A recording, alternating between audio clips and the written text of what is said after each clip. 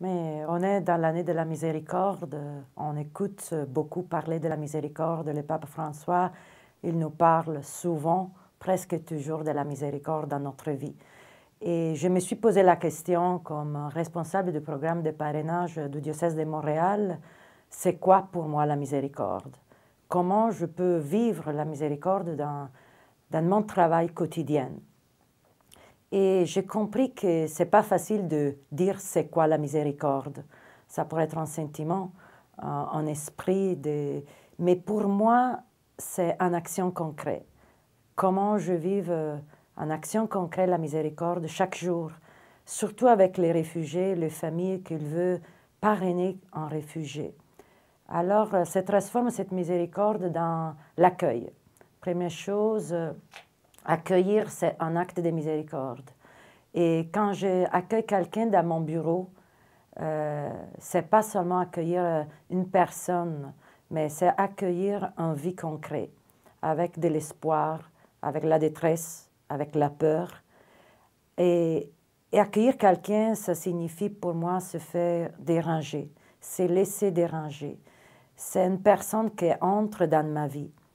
Alors, son espoir, sa détresse deviennent aussi la mienne. Et la miséricorde m'aide à élargir mon cœur pour être capable d'accueillir ce monde-là. Les réfugiés, on écoute souvent, presque tous les jours, parler de réfugiés. On peut le traduire en statistiques, en numéros. Mais pour moi, ce sont des personnes concrètes. Ce sont des personnes qui ils viennent à moi pour être sauvées. Alors la miséricorde, ça devient vraiment s'engager avec une personne concrète, avec sa vie. Et mon travail, des fois, ça pourrait être très technique, aider des familles à remplir des formulaires très compliqués qui, des fois, ils amènent à le désespoir parce qu'on n'est pas capable.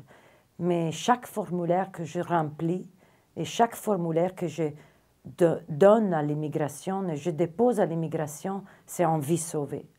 C'est ça la miséricorde. C'est sauver des vies concrètes. Les papes, ils nous disent qu'il faut bien dire aux migrants courage, force, mais ça ne suffit pas. Il faut aussi être capable de les prendre dans ses bras, de se laisser déranger, d'ouvrir la porte. Et ouvrir la porte, ce n'est pas facile, parce que ça signifie que notre vie va changer. Alors la miséricorde, c'est aussi se laisser changer, se faire toucher dans leur vie, dans leurs paroles, dans leurs besoins, et les transformer en mon besoin, ma vie.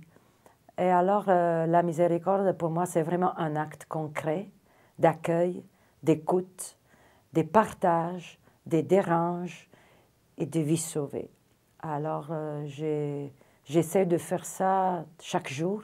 C'est une bataille de chaque jour pour moi parce que ce n'est pas facile, ce n'est pas toujours évident, mais chaque matin, j'essaie de me laisser toucher de leur vie et de leur miséricorde. C'est plus eux qui m'amènent la miséricorde que moi à eux. C'est une rencontre réciproque et c'est la force aussi que je cherche de trouver chaque jour dans mon travail.